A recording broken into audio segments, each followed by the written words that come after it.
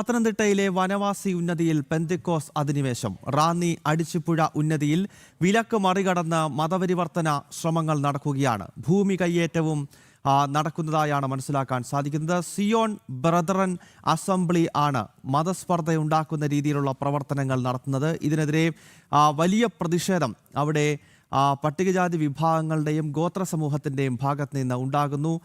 ഗോകുൽ രമേശാണ് വിശദാംശങ്ങളുമായി ചേരുന്നത്. അതിനു മുമ്പ് ആദ്യം പ്രതികരണം കാണാം, അതിനുശേഷം ഗോകുലിലേക്ക് പോകാം. ഇത് നമ്മുടെ ഈ കോളനിയിലെ മലബാർ സമുദായത്തെ മതപരിവർത്തനം ചെയ്യുക എന്നുള്ള ലക്ഷ്യത്തോടു കൂടി സിയോൺ ബ്രദറൻ അസംബ്ലി എന്ന് പറഞ്ഞൊരു ക്രിസ്തീയ സംഘടന, അവർ ഇവിടുത്തെ നമ്മുടെ ആദിവാസികളിൽപ്പെട്ട 2-3 ആളുകളെ പാസ്റ്റർമാരായിട്ടും ബ്രദർമാരായിട്ടും ഒക്കെ എടുത്തു വെച്ചും കൊണ്ട് അവരെ കൊണ്ട് നമ്മുടെ ഇടയിലെ ആളുകളെ ചൂഷണം ചെയ്യുന്ന രീതിയിൽ സ്വാധീനിച്ച് ഒരു മതപരിവർത്തനം ചെയ്യുക എന്നുള്ളതാണ് അവരുടെ ലക്ഷ്യം. അപ്പോൾ വിധവകളെയും രോഗികളെയും ഒക്കെ ചെന്ന് സമീപിച്ച് അവരെ സ്വാധീനിച്ചും കൊണ്ടാണ് ഈ മതപരിവർത്തനത്തിൻ്റെ ആരംഭം കുറിക്കുന്നതും അവരെ ഇതിനകത്തൊക്കെ ഉൾപ്പെടുത്തുന്നത്. ഗോത്ര കമ്മീഷൻ ഉത്തരവ് പോലീസ് വിളിച്ച് നമ്മളെ ചെയ്തതിന് ശേഷം കഴിഞ്ഞ ഞായറാഴ്ച പാസ്റ്ററുടെ ഈ സ്ഥാപനം ഉണ്ടാക്കിയതിന് തൊട്ടു മുകളിലെ പാസ്റ്ററുടെ വീട്, അത് പുറത്തു നിന്നുള്ള പാസ്റ്റർമാരെ കൂടെ വരുത്തി ഇവിടെ ആരാധനയും കാര്യങ്ങളും എല്ലാം ചെയ്തിട്ടുണ്ട്. കൃഷ്ണൻകുട്ടി അമ്പലപ്പറമ്പിൽ എന്ന വീട് ഹിന്ദുവാ. അതുപോലെ തന്നെ അവരുടെ ബ്രദർ എന്ന് പറയുന്നത് ശിവരാജൻ്റെ മകൻ വിവേക് ടി രാജ്. ഇവർ 3 പേരുമാണ് ഇവിടെ കൂടുതലും ഈ സിയോൺ ബ്രദറൻ അസംബ്ലിക്ക് വേണ്ടി വർക്ക് ചെയ്യുന്നത്. ഭൂമി കൈക്കലാക്കുക തന്നെയാണ്, അല്ലെങ്കിൽ പിന്നെ ഇതിൻ്റെ ആവശ്യമില്ലല്ലോ. ഈ ഭൂമി മറ്റുള്ള ഗ്രാമങ്ങളിലൊക്കെ ചെന്ന് അവിടെ 1 സെൻറ്റിലും 2 സെൻറ്റിലും 3 സെൻറ്റിലും പാറപ്പുറത്തും പിന്നെ ഈ റോഡ് പുറമ്പോക്കൾ നാട്ടുതീരങ്ങളിലും ഞങ്ങളുടെ ആളുകൾ താമസമുണ്ട്. അവരെ ഒന്നും ഇവർ സമീപിച്ചിട്ടില്ല. ഇവിടെ ഈ ഭൂമി കണ്ടും കൊണ്ട് ഇവിടെ ഏതാണ്ട് വലിയ വികസനം കൊണ്ടുവരാമെന്നുള്ളൊരു കാഴ്ചപ്പാടാണ് ഇവർ പ്രചരിപ്പിച്ചുകൊണ്ടിരിക്കുന്നത്. എസ് ഗോകുലാണ് വിശദാംശങ്ങൾ നൽകാൻ പത്തനംതിട്ടയിൽ നിന്നും ചേരുന്നത്. ഗോകുൽ, ഇത് പല വനവാസി മേഖലയിലും രാജ്യത്ത് നമ്മൾ കണ്ടുവരുന്ന ഒന്നാണ്. എന്തെങ്കിലുമൊക്കെ നൽകി ആളുകളെ പ്രലോഭിപ്പിച്ചും ഭീഷണിപ്പെടുത്തിയുമൊക്കെ മതം മാറ്റാൻ നടത്തുന്ന ശ്രമങ്ങൾ, ഇത് പിന്നീട് വലിയ സാമൂഹിക പ്രശ്നമായി മാറുകയും ആളുകൾ ഒരുമിച്ച് ജീവിക്കുന്ന സ്ഥലത്ത് ആളുകളുടെ ഇടയിൽ വേർതിരിവുണ്ടാക്കി പിന്നീട് അത് സംഘർഷങ്ങളായി മാറുന്നു, പരസ്പരം കണ്ടാൽ മിണ്ടാത്ത ആളുകളായി മാറുന്നു. അപ്പോൾ എത്രയോ കാലമായി നിർബന്ധിത മതപരിവർത്തനം നടക്കുകയാണ്. ഇപ്പോൾ ഈ വനവാസി മേഖലയിൽ എന്താണ് അവിടെ സംഭവിക്കുന്നത്?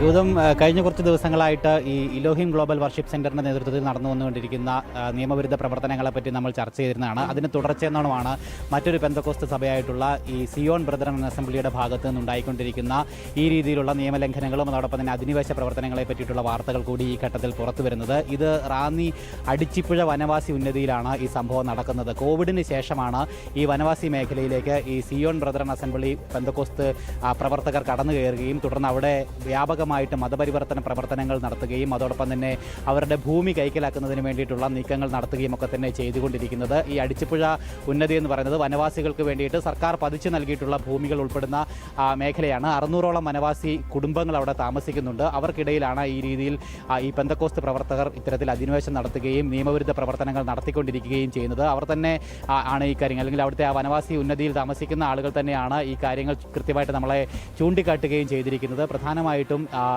അവരുടെ ഭൂമി കൈക്കലാക്കുക എന്നുള്ളതാണ് ഈ പെന്തക്കോസ്ത് സഭയുടെ പ്രധാന ഉദ്ദേശം. അതിനുവേണ്ടി അവിടെ ഒരു വാടക വീടാണ് ആദ്യം അവരെടുത്തത്. ആ വീട്ടിൽ ഇത്തരത്തിൽ പ്രാർത്ഥന ആരംഭിച്ചു. പിന്നീട് അതിനെ ഒരു പള്ളിയാക്കി ഇവർ മാറ്റുകയും ഒക്കെ തന്നെ ചെയ്തിരിക്കുകയാണ്. ബോർഡൊക്കെ ഉൾപ്പെടെ വെച്ച് പള്ളിയാക്കി പ്രവർത്തനം ആരംഭിച്ചു. അതിനുശേഷം ഈ നിയമലംഘനങ്ങൾ ചൂണ്ടിക്കാട്ടിക്കൊണ്ട് പരാതികൾ അവിടുത്തെ പ്രദേശവാസികൾ നൽകിയതിൻ്റെ അടിസ്ഥാനത്തിൽ ആ പള്ളിയുടെ ബോർഡ് എടുത്ത് മാറ്റിയിട്ടുണ്ട്. പക്ഷേ ഇപ്പോഴും അവിടെ പ്രാർത്ഥനകളൊക്കെ തന്നെ അതിനുശേഷവും നടന്നു വന്നുകൊണ്ടിരിക്കുകയാണ്.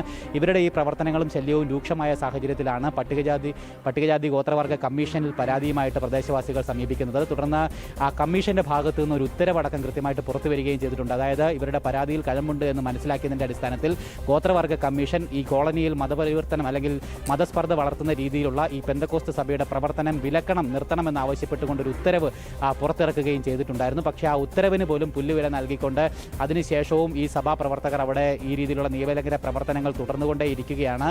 എന്തായാലും വ്യാപകമായിട്ട് മതപരിവർത്തനവും ഇവർ നടത്തിക്കൊണ്ടിരിക്കുകയാണ്. നടത്തിക്കൊണ്ടിരിക്കുന്നു. ഇതിനകം തന്നെ 5 കുടുംബങ്ങളിലെ 25ഓളം ആളുകളെ ഈ പെന്തക്കോസ്ത് വിശ്വാസത്തിലേക്ക് ഇവർ മതപരിവർത്തനം ചെയ്തു കഴിഞ്ഞു എന്നുള്ളതാണ് ഇവിടെയുള്ള ഈ വനവാസി വിഭാഗക്കാർ തന്നെ ചൂണ്ടിക്കാട്ടുന്നത്. അതായത് അവരുടെ പരമ്പരാഗത ആചാരങ്ങളെയും അവരുടെ വിശ്വാസങ്ങളെയും ഒക്കെ തള്ളിക്കളയിപ്പിച്ചുകൊണ്ട് അവർ പെന്തക്കോസ്ത് വിശ്വാസത്തിലേക്ക് ഇവരുടെ ആളുകളെ വ്യാപകമായിട്ട് തെറ്റിദ്ധരിപ്പിച്ച് പരിവർത്തനം നടത്തുന്നു എന്നുള്ളതാണ് പ്രധാനമായിട്ടുള്ള ആരോപണം.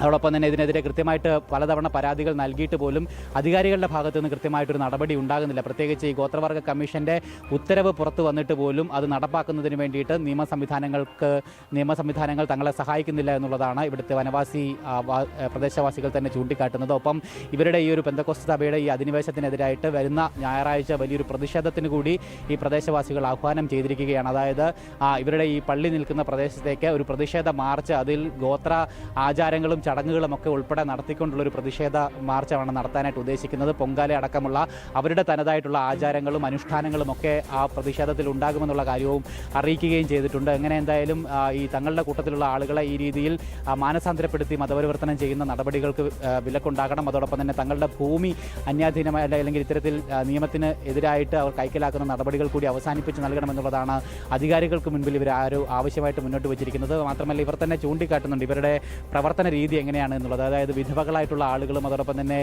ഈ അസുഖബാധിതരായിട്ടുള്ള ആളുകളുമൊക്കെ തങ്ങളുടെ കൂട്ടത്തിലുണ്ട്. അവരെയാണ് ഈ പെന്തക്കോസ്ത് സഭാ പ്രവർത്തകർ സമീപിക്കുന്നത്. തുടർന്ന് അവർക്ക് പണമടക്കം വാഗ്ദാനം ചെയ്തുകൊണ്ടാണ് അവരെ ഈ രീതിയിൽ പ്രാർത്ഥനാ യോഗങ്ങളിലേക്ക് പങ്കെടുപ്പിച്ചുകൊണ്ട് മാനസാന്തരപ്പെടുത്തി പെന്തക്കോസ്ത് വിശ്വാസത്തിലേക്ക് മതപരിവർത്തനം ചെയ്യുന്നത് എന്നുള്ളതാണ് കണ്ടെത്തിയിരിക്കുന്നത്. എന്തായാലും ഇതിനെതിരെ ശക്തമായിട്ടുള്ള നിയമ നടപടി ഉണ്ടാകണമെന്നുള്ളതാണ് അടിച്ചിപ്പുഴ വാസികളുടെ തന്നെ പ്രദേശവാസികളുടെ തന്നെ ആവശ്യം. അല്ലെങ്കിൽ കൂടുതൽ ആളുകൾക്ക് അവരുടെ ഭാഗത്തു നിന്ന് ഇത്തരത്തിൽ അവരുടെ ആചാരങ്ങളെയും അനുഷ്ഠാനങ്ങളെയും ഒക്കെ തകർക്കുന്ന സംഭവവികാസങ്ങൾ വീണ്ടും ഉണ്ടായിക്കൊണ്ടിരിക്കുന്നു. അതിനെതിരെ എന്തായാലും നിയമ നടപടിയോ അല്ലെങ്കിൽ മറ്റ് അധികാരികളുടെ ഭാഗത്തു നിന്നുള്ള നടപടിയോ വൈകുന്ന സാഹചര്യത്തിലാണ് ഒരു പ്രതിഷേധത്തിലേക്ക് ഇറങ്ങേണ്ട ഒരു സാഹചര്യത്തിലേക്ക് തങ്ങൾ എത്തിച്ചേർന്നത് എന്നുള്ളതാണ് ആ പ്രദേശവാസികൾ തന്നെ ചൂണ്ടിക്കാട്ടുന്നത്. എന്തായാലും ഇപ്പോൾ നിലനിൽക്കുന്ന ഈ ഗോത്രവർഗ കമ്മീഷന്റെ ഉത്തരവ് നടപ്പാക്കുക, ഒപ്പം ഇവരുടെ ഈ നിയമവിരുദ്ധ പ്രവർത്തനങ്ങൾക്ക് കൃത്യമായിട്ട് തടയിടുക എന്നുള്ളതാണ് അവർ ഉന്നയിക്കുന്ന ഏറ്റവും പ്രധാനപ്പെട്ട ആവശ്യം. ഗൂഗിൾ വ്യക്തമാണ്. സിയോൺ ബ്രദറൻ അസംബ്ലിയുടെ നേതൃത്വത്തിലാണ് റാന്നി അടിച്ചിപ്പുഴ വനവാസി മേഖലയിൽ ഇത്തരത്തിൽ മതപരിവർത്തനം നടക്കുന്നത്.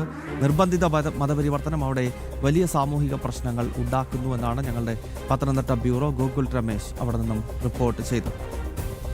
വ്യാജരേഖ ചമച്ചുള്ള അവയവ കച്ചവട കേസിൽ കൊച്ചി ലേക്ക് ഷോർ ആശുപത്രി നടത്തിയത് മനുഷ്യത്വരഹിതമായ കമ്മീഷൻ ഇടപാടുകൾ. കേസിലെ മുഖ്യപ്രതി മുഹമ്മദ് നജീബുമായി ലേക്ക് ഷോർ ആശുപത്രി കമ്മീഷൻ കരാർ ഉണ്ടാക്കിയതിന്റെ രേഖകൾ ജനം ടിവിക്ക് ലഭിച്ചു.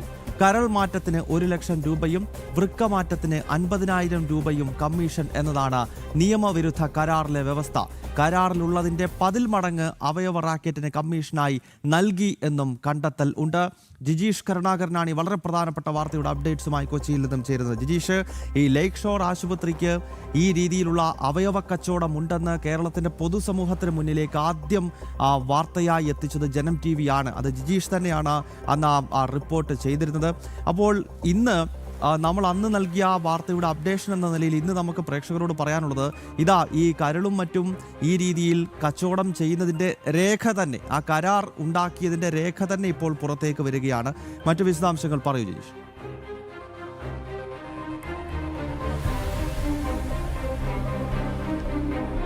ഗൗതം, നമ്മൾ പറഞ്ഞതുപോലെ തന്നെ തീർത്തും മനുഷ്യത്വരഹിതമായ ഒരു സമീപനം, ഒരു ആശുപത്രി എങ്ങനെയാണ് പൂർണ്ണമായും കച്ചവട കേന്ദ്രമായി മാറുന്നത് എന്നതിൻ്റെ പ്രത്യക്ഷ ഉദാഹരണം അത് ലേക്ക് ഷോർ തന്നെയാണ്.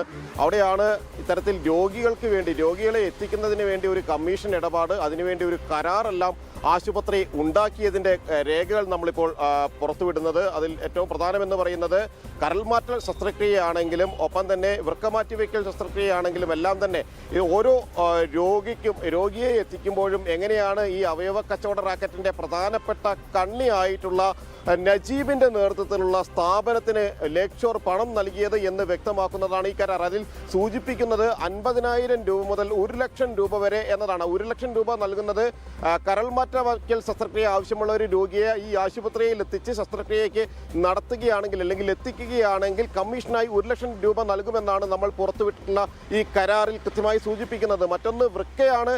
ഇത്തരത്തിൽ വൃക്ക മാറ്റം ആവശ്യമുള്ള രോഗിക്കാണ് എങ്കിൽ 50,000 രൂപ കമ്മീഷൻ നൽകുമെന്നും ഈ ഈ കരാറിൽ പറയുന്നുണ്ട്. മറ്റ് ശസ്ത്രക്രിയകൾ ആവശ്യമുള്ള രോഗികളാണ് എങ്കിൽ ആ ശസ്ത്രക്രിയയുടെ 10% വരെ കമ്മീഷൻ ഇടപാടുകൾ നടക്കും, അല്ലെങ്കിൽ ആ 10% വരെയാണ് കമ്മീഷൻ എന്നും യാതൊരു മടിയുമില്ലാതെ യാതൊരു കണ്ണിൽ ചോരയില്ലാതെ രോഗികൾക്ക് വേണ്ടി വില പേശുന്ന ആശുപത്രി അതിൻ്റെ ഏജന്റിനോട്, ഏജന്റ് എന്ന് പറയുമ്പോൾ അത് ഏതെങ്കിലും തരത്തിൽ ഔദ്യോഗികമായി പ്രവർത്തിച്ചിരുന്ന ഒരു ഏജന്റ് പോലും എല്ലാം മറിച്ച് അവയവ കച്ചവടത്തിന്റെ മുഖ്യ കണ്ണിയായി പ്രവർത്തിച്ചിട്ടുള്ള വ്യാജരേഖ ചമച്ച് ഉള്ള അവയവ കച്ചവട കേസിൽ ഇപ്പോഴും അന്വേഷണം നേരിടുന്ന റിമാൻഡിൽ കഴിയുന്ന മുഹമ്മദ് നജീബ് എന്ന ആളുടെ ഉടമസ്ഥതയിലുള്ള സ്ഥാപനമാണ് ഈ നിലവിൽ ഇത്തരത്തിലുള്ള ഒരു കരാറിൽ, കല്ലട്രാസ് എന്ന ആളുടെ സ്ഥാപനമാണ് ഈ കരാറിൽ ഒപ്പുവച്ചിരിക്കുന്നത്.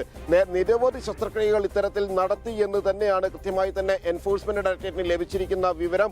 അന്വേഷണ സംഘത്തിന് ഇഡിയുടെ കൈവശം ലഭിച്ചിരിക്കുന്ന പ്രധാനപ്പെട്ട തെളിവുകളുടെ പകർപ്പുകൾ തന്നെയാണ് ജനൻ TV ഈ ഒരു ഘട്ടത്തിൽ പുറത്തുവിടുകയും ചെയ്യുന്നത്. അങ്ങനെ അവയവ കച്ചവടത്തിൽ അത് ലേക്ക് ഷോർ എങ്ങനെ പങ്കാളിയാകുന്നു, അവയവ കച്ചവട ഇടപാടിൽ ലേക്ക് ഷോറിന്റെ പങ്കാളിത്തം എന്താണ്, എന്തുകൊണ്ടാണ് കഴിഞ്ഞ ദിവസങ്ങളിലെല്ലാം തന്നെ ലേക്ക് ഷോർ ആശുപത്രിയിലെ വിവിധ ഡോക്ടർമാർ ചോദ്യം ചെയ്യലിന് വിധേയരായത്, മാനേജ്മെന്റ് പ്രതിനിധികൾ ചോദ്യം ചെയ്യലിന് വിധേയരായത് എന്നതിന്റെ ഉത്തരം തന്നെയാണ് ഇത്തരത്തിൽ ഉണ്ടാക്കിയിരിക്കുന്ന കരാർ എന്ന് പറയുന്നത്. 2025 ഈ കരാർ ആരംഭിക്കുന്നത്. പരസ്പരം ഈ കരാറിൽ നിന്ന് പിന്മാറാമെന്നും 30 ദിവസത്തെ നോട്ടീസിന്റെ അടിസ്ഥാനത്തിലാണ് ഈ കരാറുകളെല്ലാം തന്നെ പിന്മാറുന്നതടക്കമുള്ള ഒരു ഘട്ടമെന്നെല്ലാമാണ് അതിൽ എഴുതി സൂചിപ്പിക്കുകയും എല്ലാം തന്നെ ചെയ്തിരിക്കുന്നത്.